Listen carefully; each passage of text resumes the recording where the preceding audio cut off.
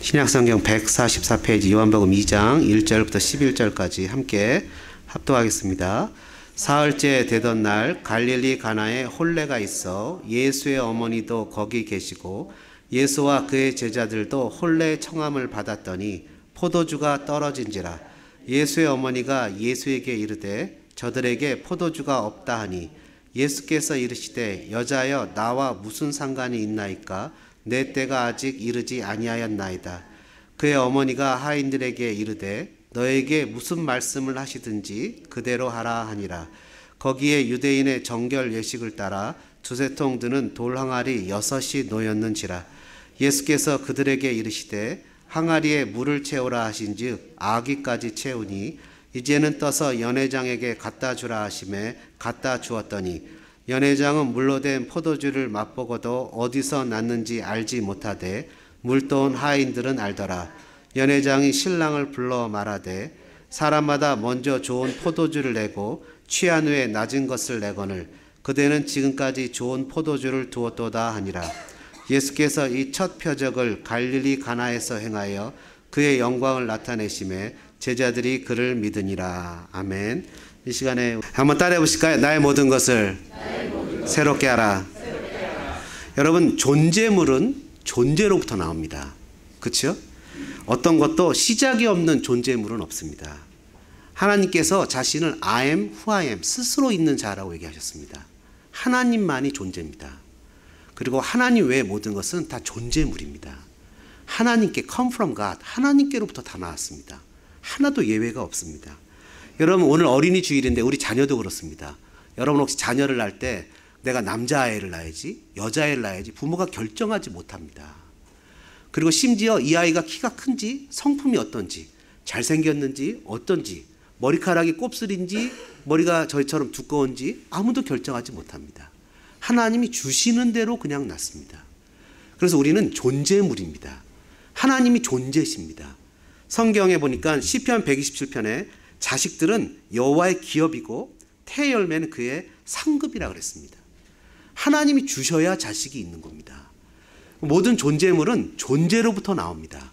그래서 하나님 우리에게 뭐라고 하냐면 신명기 6장에 자녀들을 가르치라.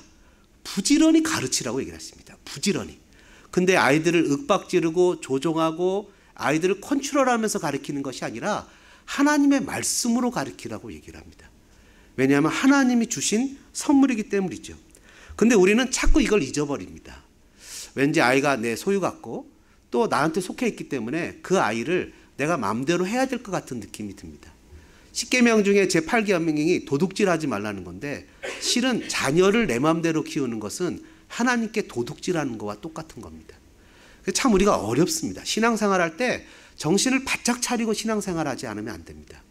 예수님 우리에게 뭐라고 얘기를 하셨냐면 뱀처럼 지혜롭고 비둘기처럼 순결해야 된다고 얘기를 하셨습니다. 지혜가 필요합니다. 그냥 무턱대고 쫓아가다가 총알 다 맞고 대포 맞고 죽습니다.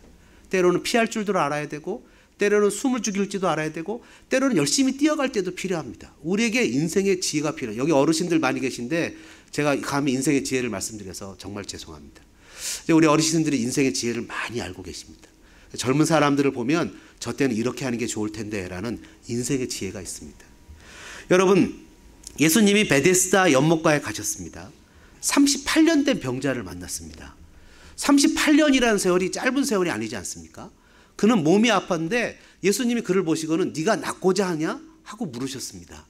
그러니까 당연히 대답은 어떻게 나와야 됩니까? 제가 낫고자 합니다. 이런 대답이 나와야 되는데 그 병자는 얘기하기를 물이 동해서 천사가 물이 동해서 누구든지 먼저 들어가면 나을 텐데 내가 들어가기 전에 딴 사람이 먼저 들어갑니다. 라고 자기가 늘 언제나 경쟁 속에서 진다고 사회에서 자기는 도태됐다고 실패자라고 루저라고 이야기를 합니다.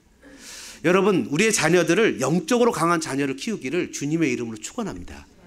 주님은 뭐라고 표현하시는 그래? 그럼 내가 너한테 다리에 힘을 줘서 빨리 들어가게 해줄게.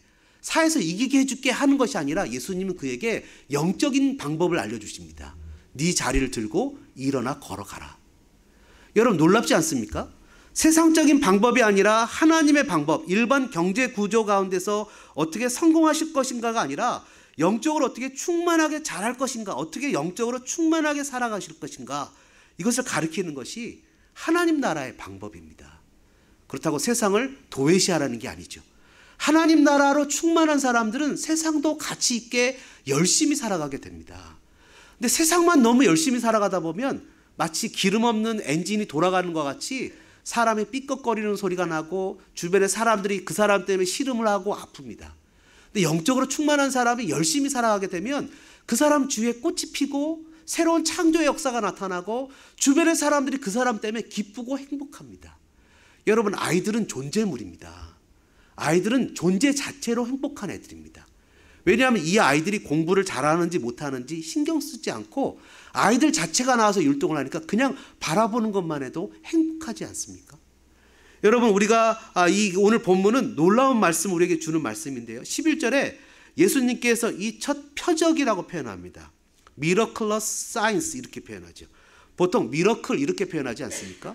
보통 예수님이 기적을 베푸시고 이적을 베푸셨다고 표현하지 표적, miraculous sign, 이 사인을 주셨다고 표현하지 않는데 오늘 요한복음 2장은 예수님이 이런 표적을 기적이라고 하면 표현하고 표적, 사인이라고 표현합니다. 그 이유는 뭐냐 하면 이것이 예수님이 첫 번째 행하신 기적이거든요.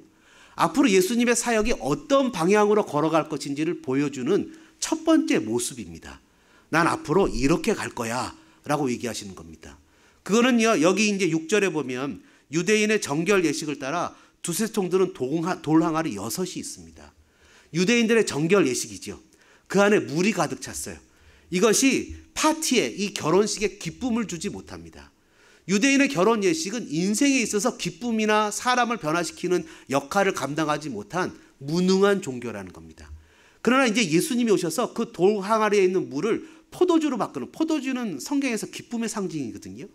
이제는 인생에 기쁨을 주는, 죄와 사망과 권세를 이기시고 주님의 주님 되심을 드러나는 그런 일을 하실 거라는 표적을 보여주는 겁니다. 다시 얘기하면 창세기 1장에 하나님의 첫 번째 창조가 있었다면 요한복음 2장은 이제 예수님이 두 번째 세컨 창조, 새로운 뉴 크리에이션, 새로운 피조물을 만드시는 일들이 시작된다는 것을 보여준다는 겁니다. 그것이 바로 예수 안에 있을 때 가능한 것이죠. 저와 여러분에게 이런 놀라운 은혜가 나타나기를 주님의 이름으로 축복합니다. 여러분, 성경 고린도후서 5장 17절은 뭐라고 써 있습니까? Therefore, if anyone is in Christ, he is a new creation. The old has gone, the new has come. 그런즉 누구든지 그리스도 안에 있으면 새로운 피조물이라, 새로운 창조물이라. 누구든지, anyone, 누구든지 그리스도 예수 안에 있는 사람은 새로운 사람이라. 어리거나 나이가 많거나 젊거나 힘이 있거나 힘이 없거나 상관없이 누구든지 그리스도 안에 있으면 새로운 피조물이라. 이전 것, 과거의 삶은 지나갔고 이제 새 것이 되었도다. anyone, 누구든지. 여러분, 베데스다 연못가에 38년 된 병자처럼 경쟁에서 이기는 방법이 아니라 우리의 삶의 영적으로, 아니 실제 삶의 현장에서 새로운 그리스도의 창조의 역사와 능력이 나타나는 저와 여러분 되어주시기를 주님의 이름으로 축복합니다. 어떻게 해요? 한번 따라해 보실까요? 적극적으로 순종하여. 여러분, 나의 모든 것을 새롭게 하는 첫 번째 방법은요, 우리가 너무나 자주 들어서 하는 식상한 내용일런지 모르겠지만 너무 중요한 내용입니다. 그거는 적극적인 순종이라는 거예요. 본문은요, 파티입니다. 예수님이 1절에 보니까 갈릴리 가나에 혼례잔치가 있어요. 예수님의 어머니도 거기 계시고 2절에 보니까 거기에 초대를 받았습니다. 예수님과 제자들이 invited 됐어요. to the wedding. 파티에, 결혼식에 초대를 받았어요. 근데 예수님이 이 파티에 초대를 받았는데 이 파티에 빠져서는 안 되는 게 있어요. 유대인들은 보통 일주일에 결혼식을 한다고 합니다. 근데 유대인들의 결혼식에 절대로 빠지지 말아야 되는 게 포도주래요. 우리의 물과 같은 것이잖아요. 그죠? 정말 귀한 것이래. 기쁨과 감사와 여러 가지 잔치를 상징하는 것이 포도주입니다. 포도주가 떨어졌어요. 3절에 보니까 포도주가 떨어진지라 이렇게 표현합니다. 예수님이 거기 계세요. 근데 그 현장에 예수님이 계시고 제자들도 있어요. 근데 그 현장에 어떤 현상이 나타나는가요? 결핍이 있다는 겁니다. 여러분, 이것은 마치 예수님의 부활의 소식에 대해서 귀를 닫고 엠마오 마을로 가는 두 제자에게 예수님이 나타나신 것과 똑같습니다. 이들이 예수님에 대한 얘기를 듣고 낭망해서 엠마오 마을로 갑니다. 그는 죽었어. 우리가 그의 속량을 바라고 또 여인들이 그의 무덤에 비었다는 것을 들었지만 낭망하고 낙심해서 엠마오 마을로 가는데 예수님이 그들에게 오시죠. 여러분 최소한 1년, 2년, 3년 가까이 그들과 같이 한솥밥을 먹고 지냈던 예수님을 그들이 알아보지 못합니다. 그리고는 그들이 같이 지나가면서 너희들이 왜 그렇게 낭망하냐 그랬더니 당신은 예루살렘에 있었던 일을 모릅니까? 당신만 모르는군요. 정작 예수님의 일을 예수님만 모른다고 얘기하면서 그들이 예수님의 스토리를 얘기합니다. 근데 그는 그 현장 가운데, 낭망한 현장 가운데 그들은 예수님이 거기 있다는 걸 몰라요. 그들은 예수님의 스토리도 알고 예수님과 같이 사역하고 기적도 알고 예수님이 십자가에 죽으신 것도 알고 여인들을 통해서 무덤이 비었다는 것도 알아요. 근데 예수님을 몰라요. 예수님을 믿지 못해요. 그 현장에 예수님이 계신데 마치 가나안 혼인잔치에 예수님이 계신데 결핍된 거와 똑같아요. 여러분 우리 중에도 누구나가 다 결핍됐어요. 무엇인가가 부족해요. 여러분 주님은 분명 우리에게 약속하셨어요. 세상 끝날까지 내가 너희와 항상 함께 있겠다고. 근데 우리의 삶에 결핍이 있어요. 부족한 것이 있어요. 여러분 가나안 혼인잔치에 가나 혼인잔치에 포도주가 없는 것 같이 이 엠마오 마을로 가는 두 제자가 예수님을 알아보지 못하는 것 같이 우리의 삶에 결핍이 있어요. 존재를 떠난 사람들에게는 존재로 채워지지 않는 한 그 갈증과 결핍에 대해서 결코 만족을 누릴 수 없죠. 때로는 히말라야 산을 오르기도 하고 때로는 여러 가지 자기의 것을 해결하기 위해서 사업에 매진하기도 하고 열심히 공부를 하기도 하고 학업에 전념하기도 하고 다이어트를 하기도 하고 성형을 하기도 하고 온갖 것들에 대해서 애를 쓰고 노력을 하면서 내 이런 부족함 결핍이 채워질까 애쓰지만 짠 바닷물을 먹으면 먹을수록 더 갈증을 느끼는 것처럼 찰나의 만족을 느낄지 모르지만 여전히 공고한 그런 결핍을 느끼게 되죠. 여러분 예수님으로 채워지지 않으면 결코 우리의 결핍, 우리의 공허함은 채워지지 않습니다. 그것은 우리가 존재물이기 때문이에요. 그것은 우리가 존재로부터 나왔기 때문이에요. 존재로부터 나온 우리이기 때문에 존재물인 우리는 아무리 존재물로 채워도 순간의 기쁨을 있을런지 모르겠지만 예수님으로 하나님으로 채워지지 않으면 우리는 결코 채워지지 않습니다. 그리고 예술가들이 막 예술을 하다가 채워지지 않는 자기의 심령을 채우기 위해서 마약을 하기도 하고 심지어 유명한 부흥 강사들이 예수님 없이 부흥회를 하고 집회를 하다가 채워지지 않을까 타락하기도 하고 예수님 우리에게 뭐라고 표현하셨습니까? 한번 따라해 보실까요? 누구든지 목마르거든 내게로 와서 마시라. 누구든지 목마르거든 내게로 와서 마시라. 여러분 그렇습니다. 목마름의 근원은 존재이신 그분으로 채워지지 않으면 안 된다는 거예요. 목마름의 근원은 아무리 우리가 사랑하는 사람과 함께 있어도 허전함을 느낄 때가 있어요. 그렇지 않습니까? 아까 우리 여기 아이들 율동하잖아요. 막 율동하면서 지금 내가 뭐 하고 있는 것이지? 이 어린이날인데 왜 내가 이런 노동을 해야 되지? 이러면서 아이들이 이거 이상한데? 여러분 아무리 우리가 자녀를 통해서 또 세상의 것을 통해서 이 모든 것으로 나에게 채우려고 해도 심지어 내가 사랑하는 사람과 같이 있어도 마음이 서글프고 외로울 때가 있어요. 왜요? 우리는 존재물이기 때문에 그래요. 존재물은 존재로 채워지지 않으면 내 마음이 결코 채워지지 않습니다. 에레미야 2장 13절은 이것을 이렇게 얘기합니다. 내 백성이 두 가지 악을 행하였느니 곧 첫째는 그들이 리빙 워터, 생수의 근원이 되는 나를 버린 것과 둘째는 스스로 웅덩이를 판 것. 스스로 웅덩이를 팠다는 것은 스스로 채우기 위해서 세상 것으로 채우려고 애쓰는 것이죠. 스스로 웅덩이를 판 것인데 그것은 그 물을 가두지 못할 터진 웅덩이들이라고. 여러분 예수 그리스도를 추구하고 예수 그리스도를 바라보지 않고는 개인도 가정도 교회도 결핍의 현장에서 결코 채워지지 않습니다. 예수님 뭐라고 지금 예수님의 어머니 마리아가 예수님에게 뭐라 그랬죠? 저들에게 포도주가 없다. 3절에 보니까 그러죠. 저들에게 포도주가 없다. 그랬더니 그 예수님이 뭐라고 표현하시냐면 아직 내 때가 되지 않았습니다 하고 예수님이 괜히 한번 이렇게 튕겨보시죠. 그죠? 한번 이렇게 튕겨요. 괜히 이렇게 먹을 거면서도 안 먹는 척 이렇게 한번 하면 미국은 그러다가 못 먹잖아요. 그죠? 근데 예수님이 이렇게 한번 튕겨보시는 거예요. 그러니까 마리아가 거기서 포기하지 않고 하인들에게 얘기합니다. 한번 따라해 볼까요? 무슨 말씀을 하시든지 그대로 하라. 이것을 우리는 두 단어로 표현하죠. 순종이라고 표현합니다. 무슨 말씀을 하시든지 그대로 하라는 거예요. 상식적으로 난센스 안 맞아도 내 경험에 안 맞아도 무슨 말씀을 하시든지 예수님이 하시는 말씀이면 그대로 하라는 거예요. 여러분 그러면 우리의 삶에 새 창조 역사가 나타나는 것을 믿으시기를 주님의 이름으로 축원합니다. 물이 변해서 포도주로 되는 역사가 나타나는 것은 첫 번째 단추는 순종이라는 거예요. 근데 이 순종이 무슨 순종입니까? 100% 자발적 적극적 순종이라는 거예요. 이 하인들에게 물을 채우라고, 이 항아리에 물을 채우라는데 어디까지 채웠다고 써 있습니까? 아기, 부림, 아기까지, 테두리까지 채웠다는 거예요. 이 물이 넘치기 직전까지 나의 노력과 나의 최선을 다해서 주님 앞에서 믿음으로 살아가는 삶의 모습을 보였다는 거예요. 항아리에 채우는 것이 아니라 아기까지 자신이 채울 수 있는 최고의 지점까지, 최고의 선까지, 인간이 할 수 있는 능력의 한계까지 항아리에 아기까지 물을 채웠다는 거예요. 예수님이 어머니의 말에 순종했어요. 하인들이 마리아의 말에 순종했어요. 예수님의 말씀에 하인들이 순종했어요. 그 순종이 또 다른 순종을 낳고 또 다른 순종을 낳고 또 다른 순종을 낳았을 때 여러분 기적을 낳게 되는 겁니다. 그래서 여러분 순종은 또 다른 순종을 낳아야 되는 거예요. 순종이 불순종으로 가면 기적은 나타나지 않아요. 살던 대로 사는 거예요. 순종은 또 다른 순종이 나야 되는 거예요. 여러분 사도행전 5장 32절에 보니까 하나님이 자기에게 순종하는 사람들에게 주신 성령 이렇게 표현합니다. 성령은요 순종하는 사람들에게 주신대요. 창세기 1장 3절의 내용을 보신 적이 있습니까? 하나님의 신이 수면을 운행하시니라.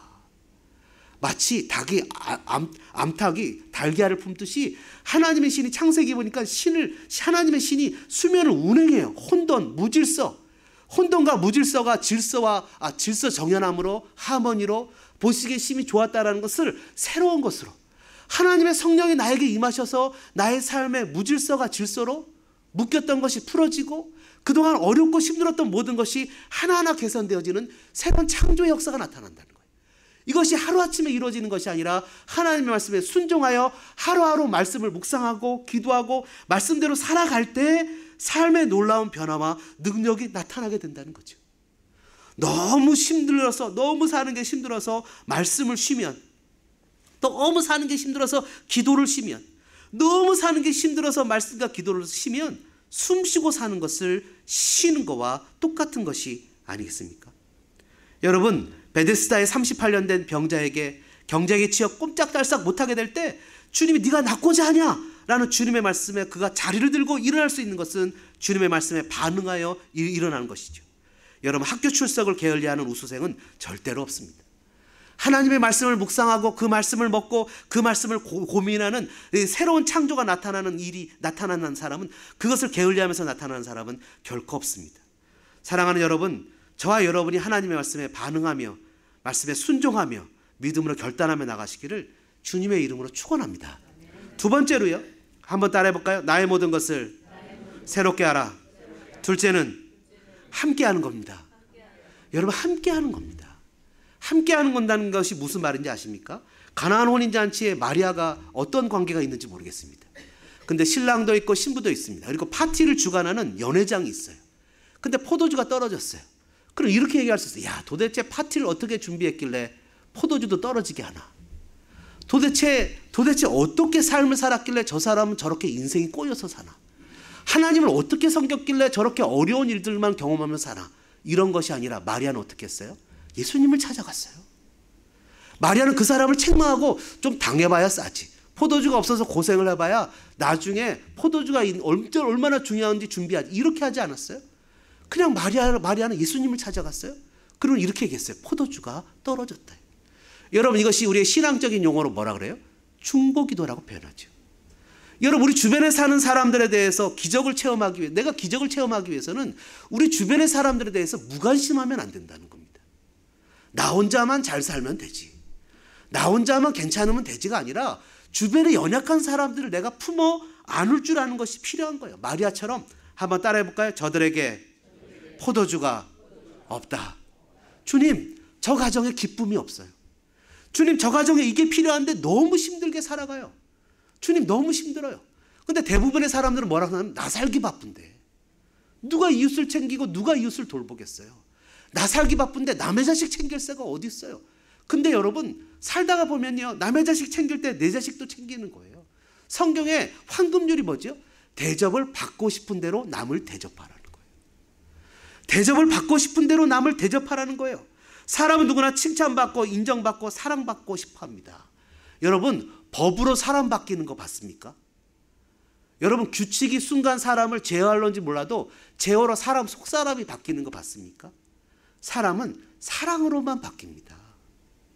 자녀를 맨날 두들겨 팬다고 아이들이 바뀝니까? 아이들이 상처만 받죠. 사랑이 아니면 바뀌지 않아요. 여러분, 예수님이 왜 저 하늘 보좌를 비고 이 땅에 내려오셨습니까? 주님이 그냥 우리를 다 그냥 바꾸시면 되잖아요. 근데 우리에게 알려주시는 것은 우리의 연약하고 죄맞고 부족한 인생 가운데 인베이드, 침투에 들어오셔서 주님이 우리와 눈높이를 똑같이 하시면서 우리와 같이 살아내셨다고요. 주님 뭐라 그러셨어요? 건강한 자에게는 의원이 쓸데없고 병든 자에게 의원이 필요하다는 거예요. 여러분, 제가 죄송합니다. 어르신 계시는데 50이 넘어서 이 나이에 애들 데리고 뭐하러 산타모니카에 자전거 타러 가겠습니까?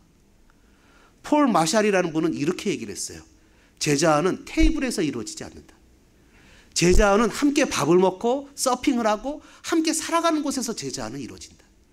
여러분, 아이들하고 아이들의 관계 속으로 들어가는 거예요. 릴레이션십으로 들어가는 거예요. 아이들이 얘기하는 걸 듣습니다. 아이들한테 간단한 멘트지만 이야기를 해주고 이 아이가 어떤 아이인 줄 알아요. 그 아이를 보면 누가 보이는 줄 아십니까?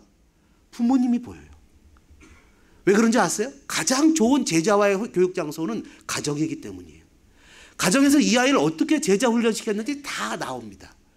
그러면서 그 아이들의 모습을 보면 부모의 모습이 그냥 너무나 잘 보여요. 그러면 그 아이를 보면서 어저께 아이들이 뭐라 그러는지 알아요? 자기들끼리 이런 얘기를 해요. 제가 영어를 조금 알아듣거든요. 못 알아듣는 줄 알고 차에서 야, 걔가 맨 처음에 올 때는 나이스하지 않았냐? 근데 우리 교회 와서 시간이 흐르네. 걔가 좀 민해졌지 않냐? 자기들끼리 막 얘기를 해요. 그래서 제가 가만히 듣다가 야, 그건 너 닮아서 그래. 그러니까 애가 깜짝 놀라는 거예요. 목사님 영어 못 알아들을 줄 알았는데 아니 얘 원래부터 그래. 야, 너 닮아서 그래. 자기는 나이스하다니. 아니야, 넌 내가 보니까 그렇게 썩 나이스하지 않아. 네가 잘해야 걔가 누구냐고 물어보지 마세요. 추측도 하지 마세요. 중요한 건 여러분들의 자녀라는 거예요. 예? 그러면서 또 어저께 심지어 어떤 애는 야, 너 분명히 내가 얘기하는데 자전거 타고 먼저 가면 안 된다. 분명히 투게더 같이 가야 된다. 하는데 말도 떨어지기 전에 없어져요. 그래갖고 그 아빠가 전화 왔어요. 목사님, 우리 애 어디 있어요? 왜요? 여기 어디 있을 텐데. 걔가 국제 로밍 전화로 지나가는 사람 붙잡고 아빠한테 전화해달라 그랬대. 울면서. 국제 로밍 전화로. 야, 얘 어디 있냐? 그랬더니 쟤 저기 있는데요. 그러면서 울면서 이렇게 와요. 예? 다 이게 보면 뭐냐면 개성이 강하죠. 인디비주얼, 이런 걸 저희들 뭐라 표현하냐면 자립심이 강하다. 정말 독립심이 강하다. 얘는 3.1운동 당시에 태어났으면 틀림없이 독립운동가가 됐을 거다. 예? 그러나 여러분, 각 가정에서는 아이들이 다 훌륭합니다. 얼마나 눈에 놔도 아프지 않은 그런 내 새끼, 내 귀여운 자녀들이죠. 공동체 생활 속에 딱 넣어보면 한 놈도 안 건드릴 아이들이 한 명도 없어요. 다 다듬어야 되는 거예요. 여러분이 상상 이상이라는 것만 아시면 됩니다. 우리 아이가 한번 녹화해서 보여주면 기절할 거예요. 시키지 않아도 일주일 금식기도 할걸요. 여러분, 그래서 공동체 생활이 필요한 거예요. 내 혼자 살아가는 게 아니에요. 여러분, 매번 제가 교육자들한테 강조하는 게 입니다. 강사가 되지 마라. 강사는 돈 받고 와서 강의만 하고 가면 끝나지만 함께 생활하는 사람이 되라. 함께 울고 함께 지내고 함께 살면서 예수님이 저 하늘 보좌를 비고 이 땅에 와서 우리와 함께 생활하시는 것처럼 리더십 트레이닝은 테이블에 앉아서 이루어지는 것이 아니라 함께 살아가는 곳에서 이루어진다. 햄버거를 먹으면서 그 가운데 제자가 이루어진다. 하나님이 아브라함을 부르셨고 그 고향 친척 아비집을 떠나게 해서 그 아버지의 영향력에서 끊어내서 하나님의 영향력 가운데 살게 하셨어요. 야곱을 아버지 집에서 벗어나게 하셔서 하나님의 영향력 가운데 살게 하셨어요. 요셉을 아버지 집에서 떠나서 하나님의 영향력 가운데 살게 하셨어요. 이 아이들을 다 훌륭한 리더로 키워서 하나님은 다시 그의 아버지의 집에 그의 조상들에게 훌륭한 복을 끼치는 복의 통로로 이들을 사용하셨어요. 내가 사랑받고 싶은 만큼 사랑해줘야 돼요. 내가 존중받고 싶은 만큼 존중해줘야 돼요. 그래서 부모를 떠나 한 몸을 이루는 신랑과 신부도 부모를 떠나는 것이 아니라 이제는 신랑과 신부가 한 몸이 되어서 부모를 더 열심히 섬겨야 되는 거예요. 그래서 우리는 살아계실 때 섬기는 사람들이에요. 돌아가실 때 섬기는 게 아니에요. 아무리 힘들어도 부모님에게 용돈을 좀 드려야 되는 거예요. 여러분, 50불 100불이라도 내 형편껏 잊지 말고 나보다 부모가 돈이 더 많아도 드리는 삶의 역사가 나타나야 되는 거예요. 성경에 뭐라고 써 있습니까? 내 부모를 공경하라. 그래야만 네가 땅에서 잘 되고 장수할 거래잖아요. 내가 섬기는 만큼 내가 복을 받는 거예요. 그게 성경의 원리라고요. 여러분, 새로운 삶의 창조 역사가 나타나길 원합니까?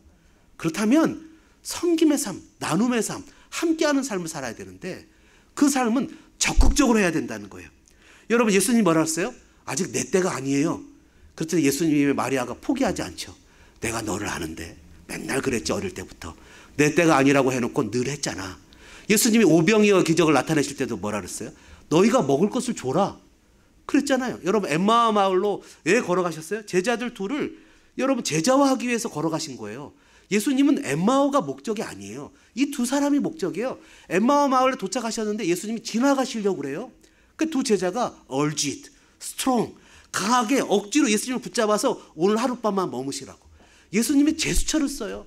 여러분 예수님이 우리와 함께 계시는 거 믿으십니까? 예수님이 우리를 이렇게 팔짱 끼고 쳐다보시는 제스처를 쓰고 계세요. 우리가 예수님한테 강하게 요청하고 예수님에게 적극적으로 요청하지 않으면 예수님이 우리의 삶에 인볼브하지 않아요. 왜냐하면 예수님 우리를 리스펙하시거든요. 우리가 내 삶을 내어드리지 않으면 예수님은 내 삶에 들어와서 새로운 창조 역사를 베풀지 않아요. 내가 스스로 결정해서 주님을 초청하기를, 내가 스스로 결정해서 주님이 나의 삶의 왕으로 모셔드리기를 주님을 기다리세요. 에레미야 29장 13절에 뭐라고 써 있습니까? You will seek me and find me when you seek me with all your heart. 너희가 온 마음으로 나를 구하면 나를 찾을 것이요 나를 만나리라. 나를 찾고 찾으면 만나리라. 여러분 주님을 적극적으로 구하게 되고 삶에서 남을 도와줄 때 적극적인 삶을 사랑을 가질 때 우리의 삶에 기적이 나타나는 것을 여러분 믿어야 됩니다. 여러분 믿어야 됩니다. 여러분 다니엘이 이스라엘을 위해서 중보기도를 하죠. 21일간 금식기도를 하잖아요. 여러분 금식기도를 할 때 어떤 현상이 나타났습니까? 하나님이 이스라엘을 향한 중보기도를 들으실 때 다니엘에게 뜨인 돌, 앞으로 예수 그리스도가 어떻게 올 것인지를 계시해 주셨어요. 엄청난 사건, 하나님의 영광을 그에게 나타났어요. 우리가 남을 위해서 중보기도를 할 때 여러분 하나님은 그 사람의 문제만 해결하는 것이 아니라 나를 향한 하나님의 꿈과 비전을 보여주세요. 내가 남을 위해서 헌신하며 그를 섬길 때 하나님은 내 문제를 해결해 주시는 역사가 나타나요.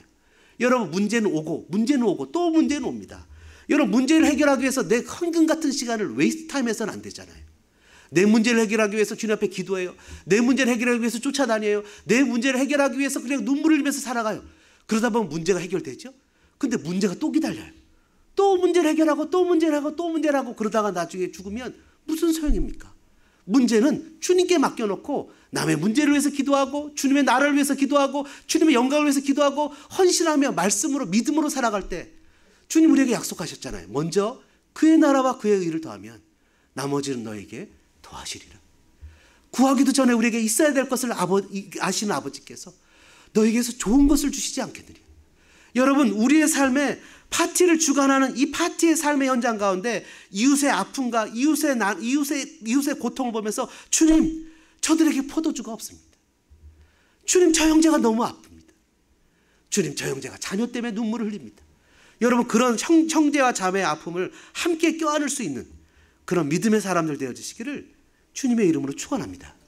마지막으로 한번 따라해 볼까요? 나의 모든 것을 새롭게 하라. 세 번째는 향유하는 겁니다. 제가 설교할 때 힌트가 생겼어요. 옛날에는요 첫째, 둘째, 셋째 없이 그냥 쭉 나갔거든요.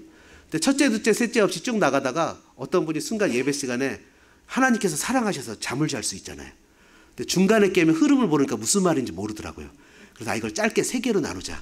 그럼 첫째, 둘째는 졸다가 셋째만 들었거나 아니면 첫째, 셋째 졸다가 둘째만 들어도 되니까.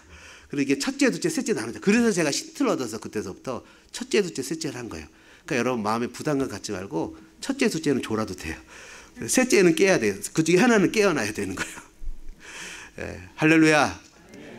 한번 따라해 볼까요? 향유하는 겁니다. 여러분 향유라는 것은요 펄퓸이 아니에요. 향기를 냄새나는 게 아니에요. 이게 한국말로 하면 순수한 한국말로 하면 누림이에요. 누림. 영어로 하면 enjoyment예요. enjoyment. 여러분 여기가 어디입니까? 파티예요. 예수님 우리에게 이렇게 얘기했어요. 너희가 피리를 불어도 춤을 출 줄 모르고 곡을 해도 울지 모른다고요. 그냥 사람이 무감각하게 살아가요. 마음에 감각이 없어졌어요. 여러분 2장 1절에 보니까 사흘째 되던 날 이렇게 표현합니다. 사흘째 되던 날. 예수님이 부활하시고 초대교회 성도들에게 사흘째 되던 날은 마치 야고보서의 3년 반이라는 단어와 똑같아요. 3년 반은 관용구예요. 고난의 기간입니다. 엘리야가 기도해서 비가 오지 않은 기간이 3년 반이에요.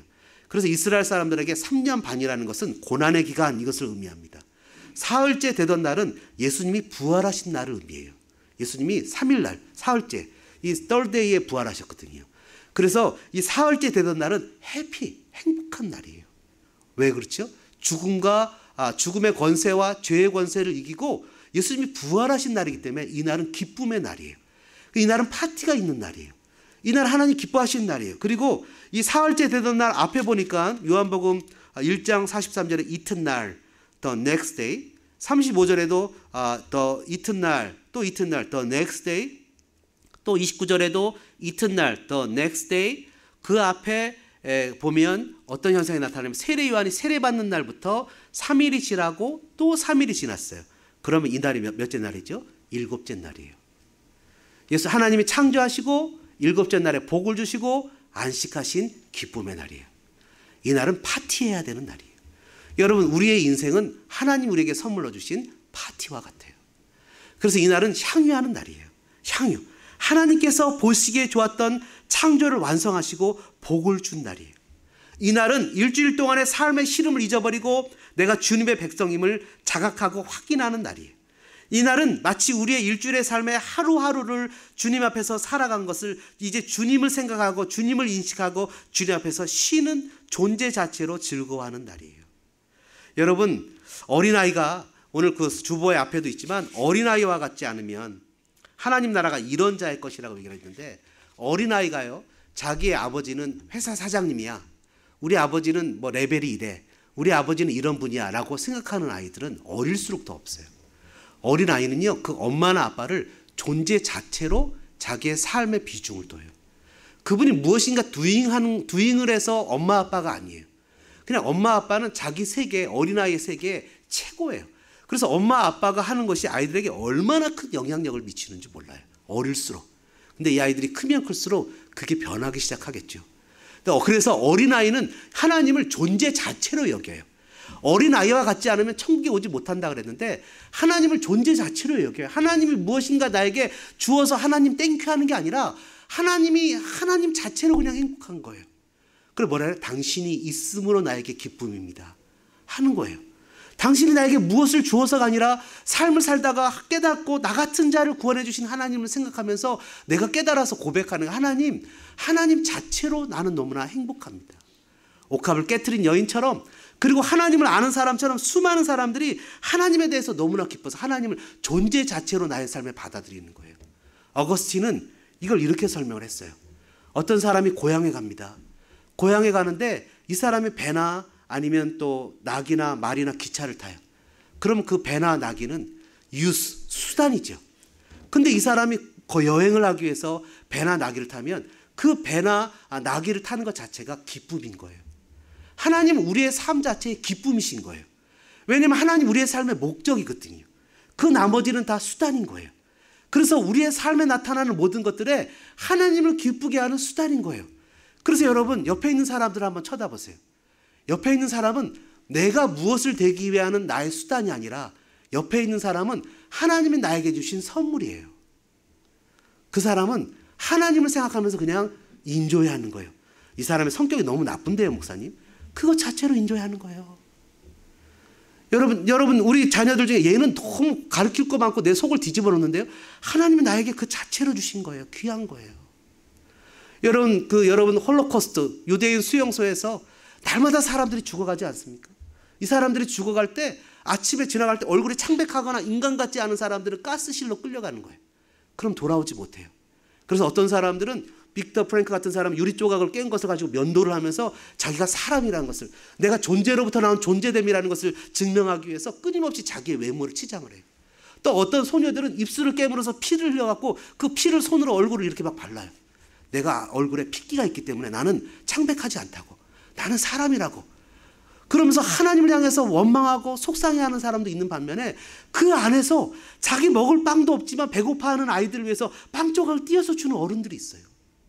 자기 먹을 물도 없지만 그 먹을 물을 옆에 있는 아이들에게 나눠주는 사람이 있어요. 그냥 내가 하나님을 생각해서 존재물로서 가치를 가지고 살아가는 사람들이 있어요. 여러분, 우리의 주어진 삶에 하나님이 주신 모든 것에 대해서 하나님, 나 왜 이렇게 나를 힘들게 만들었어요? 왜 이렇게 내가 어렵게 힘들게 살도록 하셨어요가 아니라 주어진 삶의 하루하루를 행복하게 감사하며 살아가면 하나님 앞에 버릴 게 하나도 없어요. 전도서 9장 7절부터 9절은 뭐라고 표현하는지 한번 들어보십시오. 너는 가서 기쁨으로 내 음식물을 먹고 즐거운 마음으로 내 포도주를 마실지어다. 여러분, 먹고 살기 힘들잖아요, 그죠? 하루하루 살 때 앙건키와 정말 힘든 고난의 삶을 살아야 되잖아요. 그래서 정말 속상하고 하루에 12번 더 때려치고 싶고 힘들지만 살아가면서 주님 뭐라고 표현하시냐면 가서 기쁨으로 내 음식물을 먹고 즐거운 마음으로 내 포도주를 마시래요. 왜냐? 하나님이 네가 하는 일들을 벌써 기쁘게 받으셨대요. 내가 그리스도인이기 때문에 그 힘들고 어려운 것을 참아내고 견디는 것을 주님이 받으셨대요. 그러니까 이제 인조하래요. 이제 하나님을 향유하래요. 그러면서 뭐라고 표현하냐면 내 의복을 항상 시게 하며 내 머리에 향기름을 그치지 아니하도록 하래요. 그냥 막 꾸질꾸질하게 그냥 아무리 좋지 않은 옷이라도 깨끗하게 입고 머리를 단장하고 정말 그리스도 앞에서 많은 사람들 앞에 모습을 보이래요. 그래서 여러분, 반바지하고 쪼리 신고 다니는 게 아니라 정장을 입고 다니고 하나님 앞에서 정말 내가 어떤 그리스도의 자녀답게 하나님 앞에서 내 모습을 드러내면서 다니래요. 그러면서 뭐라고 표현합니까? 9절에 네 헛된 날, 평생의 모든 날, 곧 하나님이 해 아래서 내게 주신 모든 헛된 날에 네가 사랑하는 아내와 함께 즐겁게 살지어다. 그것이 내가 평생의 해 아래에서 수고하고 얻은 내 몫이니라. 우리에게 허락하신 가족들, 교우들, 친구들, 이 모든 사람들의 관계를 행복하게 인조해야 해요. 사랑하는 여러분, 우리의 삶에 새 창조의 역사가 나타나는 것은 투덜대고 불평하고 힘들고 어렵다고 주님을 섬기고 예배하고 감사하고 행복하게 살아가는 것들을 던져버리는 것이 아니라 하나님이 나에게 주신 것들에 대해서 감사하고 순종하고 주어진 것에 대해서 아름답게 섬기고 함께 품고 순종하며 나갈 때 그 가운데 새로운 창조의 역사가 나타나는 것을 믿고 깨닫기를 주님의 이름으로 축원합니다. 그래서 우리의 삶에 하나님의 놀라운 역사가 나타나서 하나님이 기뻐하시는 그런 멋진 성도들, 멋진 가정들 되어주시기를 주님의 이름으로 축복합니다.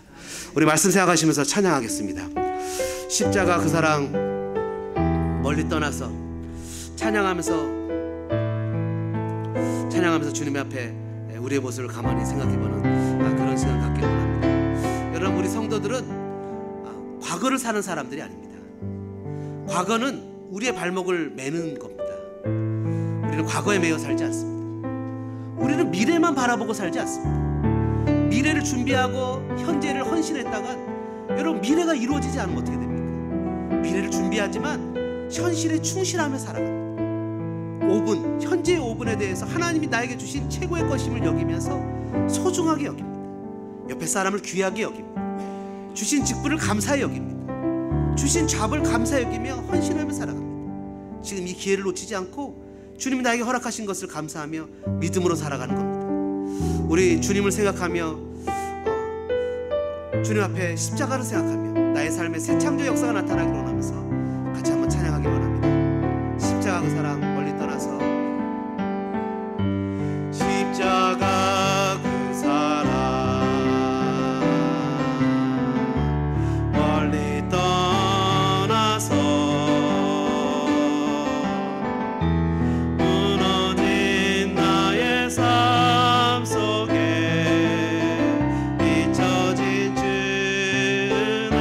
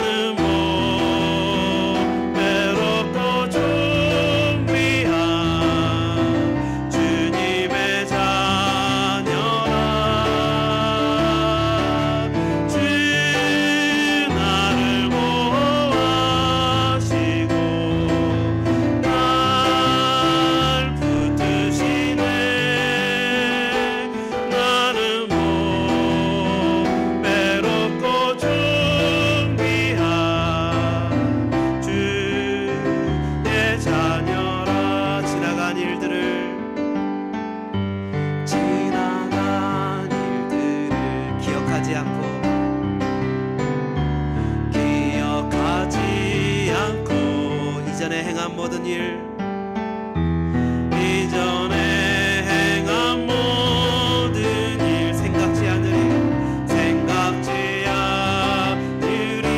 사막의 강물과 사막의 강물과 길을 내시는 주, 길을 내시는 주, 내 안에 새 일 행하실, 내 안에 새 일 행하실 주만 바라보리라. 주 너를 보아 널 붙드시리, 너는 보배롭고 너는 보배롭고 존귀한 주님의 자녀라. 주 너를 보호하시고 널 붙드시리, 너는 보배롭고 존귀한 주의 자녀라. 우리 한번 같이 기도하겠습니다. 결단하겠습니다. 주님, 날마다 주님의 말씀을 묵상하며 내게 주시는 말씀 가운데 살아가겠습니다. 내 옆에 계시는 주님 앞에 구하겠습니다. 적극적으로 순종하겠습니다. 이웃을 무시하지 않겠습니다. 하나님 나에게 허락하신 것에 대해서 불평하거나 함부로 여기지 않겠습니다. 주님이 허락하신 교회, 주님이 허락하신 가정, 주님이 허락하신 가족들, 자녀들, 주님이 허락하신 사람들, 하나님 귀하게 여기고 그들을 섬기며 함께 나가겠습니다. 주님, 나의 삶에 새 창조의 역사를 베풀어 주셔서 묶였던 거 풀어지게 하시고 닫혔던 거 열어지게 하시고 주님의 나라와 주님의 의를 구할 때 날마다 새 창조의 역사가 나타나게 허락하신 것을 믿습니다. 말씀 생각하시면서 우리 3분 정도 소리내서 축복하며 격려하며 기도하겠습니다. 고마우신 하나님 아버지 감사합니다. 주님, 저희들의 살아가는 삶의 모습 속에서 영적으로 힘들어하고 있는 우리 성도들을 축복합니다. 하나님, 영적으로 매여있거나 또 살아가는 신분의 문제, 살아가는 체류나 건강의 문제나 아버지 자녀들에 대한 안타까움이나 비즈니스나 여러가지 문제 때문에 힘들어하고 어려워하고 있는 아버지 주님의 백성들을 축복합니다.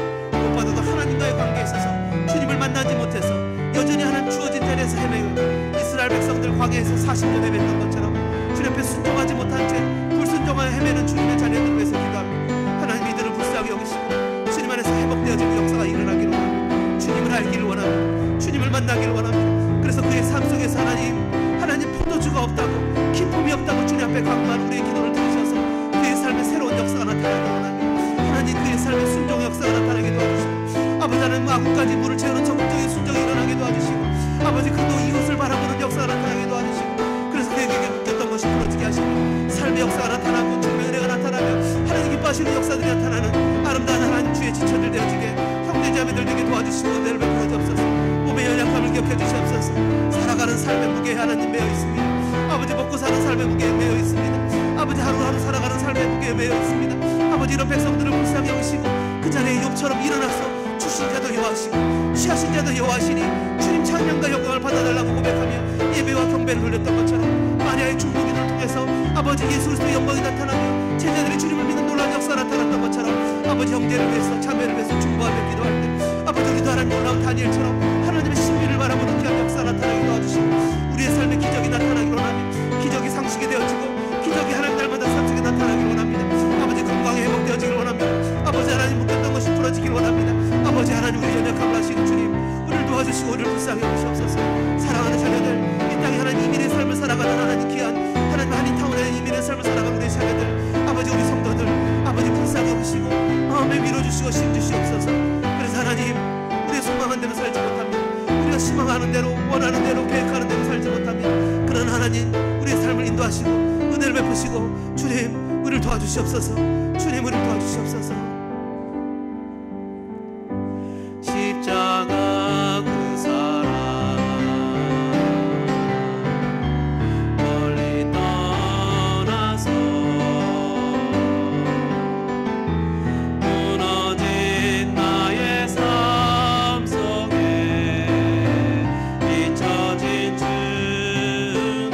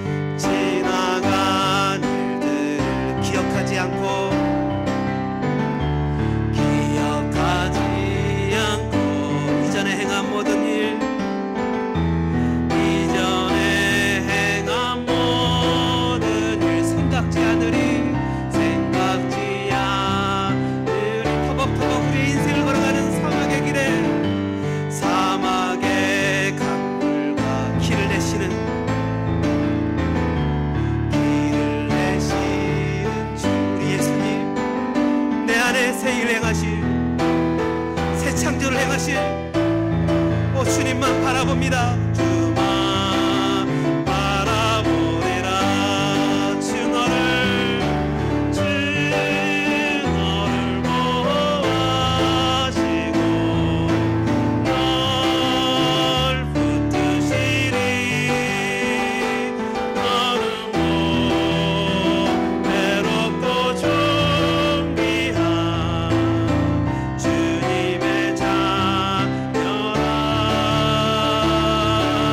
주 너를 보호하시고 널 붙드시리. 너는 외롭고 존귀한 주의 자녀라. 그렇습니다. 주님, 이 시간에 우리 사랑하는 형제 자매들을 주님의 이름으로 축복합니다. 우리의 과거가 결코 우리를 붙잡지 못하는 것을 압니다. 우리는 하나님의 형상으로 창조된 백성이기 때문입니다.